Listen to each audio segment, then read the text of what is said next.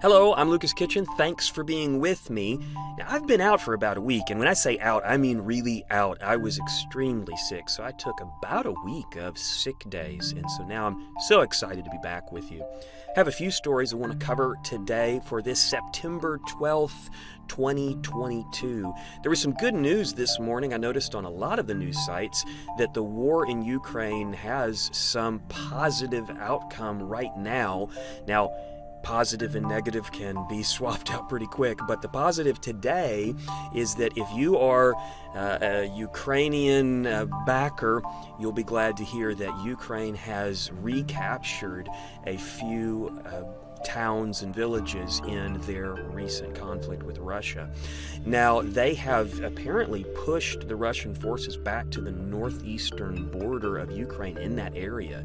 And so there's a lot of excitement. I even saw one story that said there are residents that have been able to return to their homes just recently. So that's probably very, very exciting on the ground there. Now, whether you're an ally with Ukraine or Russia, I think we can all agree that war is so damaging, and I think we need to pray for peace in the Ukrainian and Russian war. Nobody wants there to be war, and I, for one, want to see this war ended, and I want to see a diplomatic solution happen.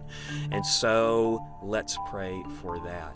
Now, another story which I really feel like ought to be higher in the, well, I'll call it the headline queue. I'm not seeing it on many sites. I've seen it on a few, but it's the possibility that there might be a reviving of the Iranian nuclear deal. Do you remember this deal? About 2015 or so, Western powers got together and determined that we want to have a deal with Iran that will slow them down from getting a nuclear weapon or multiple nuclear weapons. And so that deal, didn't survive the last administration, I guess we could say.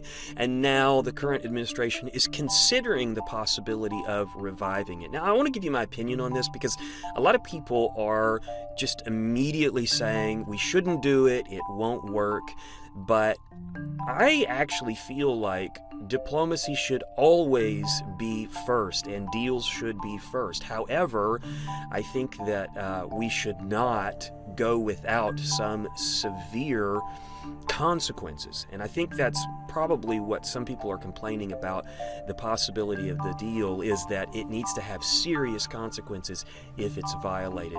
Now, I personally don't believe that a deal is going to keep Iran from getting a nuclear weapon. I think that's very wishful thinking, but I like to wish, and I would wish that a deal could do that, but it's hard to imagine. Apparently, the Israeli mentality on this kind of lines up with that. The Israeli Prime Minister, Yair Lapid, was recently in Berlin, and he had this quote that I thought was interesting. He said this to German leaders. He said, "It is time to move past the failed negotiations with Iran. They cannot and will not achieve the goals we all share to stop Iran from getting a nuclear weapon." I really like what he said here because it distills what we want. We don't want Iran to have a nuclear weapon because we believe they will use it. And I do think we need to be careful how we proceed. If there is a deal that allows them to get closer to that, I am not for that deal. But if there's a deal that could slow them down and offer them incentive to not, and they would follow that, then of course that deal could be a possibility. But reviving the deal from 2015 doesn't feel very viable to me because it didn't seem to really slow them down.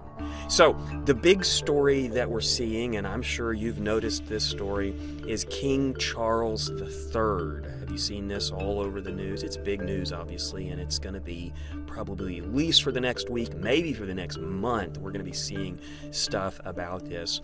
The reason why this is big news is because the United Kingdom has had a queen, Queen Elizabeth II, for a long time, and she recently passed away. And so now King Charles has taken the throne, and it's going to be really interesting this week to see all of the pomp and the circumstance and the ceremonies. I was thinking, the last time this happened, the media of the world was not at the place it is. And so the coverage that we're going to see this week and following is going to be amazing. And as an American who doesn't live in a even what I would call like a proverbial, it's almost like a proverbial monarchy, but that's my own term for it.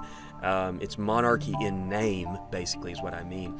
But I don't live even in that, and so it's all kind of a mystery to me. So I'm really interested to see what how it all comes together and what it looks like. And I thought, because of that theme, and because we're going to be thinking about kings this week, I thought it would be worth our theme verse for the day to be about our true king. And obviously, King Charles isn't even our king in the United States, but even if I lived in the United Kingdom, I still would want to be remembering this. So check this out. This is from Daniel chapter 7. I love this little passage. He says, and this is Daniel speaking about a vision he's had. He said, I saw in the night visions, and behold, with the clouds of heaven, there came one like the Son of Man. And he came to the Ancient of Days, and was presented before him. And to him was given dominion and glory and a kingdom, that all peoples, nations, and languages should serve him. His dominion is an everlasting dominion, which shall not pass away, and his kingdom one that shall not be destroyed. That's Daniel 7:13 through 14, if you want to go read it. Well, that's exciting to me to think about the future king. And I want to put this little note in your mind as you see images and video media coverage of the new king this week. I want you to think about our coming king, who we ought to be so excited about and looking forward to. Jesus, the King of the universe. I'm looking forward to his return. And if we can keep that on our minds today and this week, I think we're going to have a good week. Well, thanks for watching, and I'll be back with you soon.